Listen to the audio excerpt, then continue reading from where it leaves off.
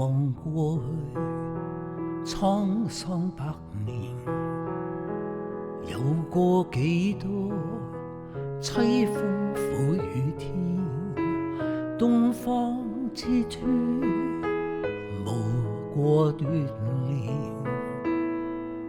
任何嘢你一定要對嗰件事有一份愛先，嗰份信念，你中意嗰份信念。我冇食個飯盒，我都要繼續去行。I encourage people to look at the opportunities, to look at a glass. Is it half full or half empty?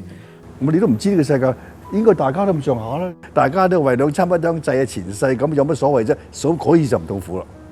多啲去嘗試唔同嘅活動，喺個過程當中咧，可以啟發到你。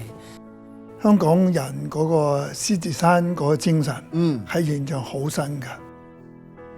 人生經過唔同嘅階段咧，其實喺一啲挫敗中入邊咧，有一啲學習係為將來係好好用嘅。My son, he loves Hong Kong, and he actually gave up his American passport to take a Hong Kong passport. 就喺個農村裏邊開始咗農村康復社會工作站，等呢啲有需要嘅人咧就去嗰度做訓練啦。日頭我哋送稿啦，做公司嘅雜務，夜晚就有機會俾你去摸下支鋼筆。中學睇到人哋表演嘅時候，就都會欣賞，但我都有一種不甘喺心入邊，就係我希望我都可以上到呢個台度。東方之珠，誰也讚羨，猶似架上美麗璀璨的冠冕。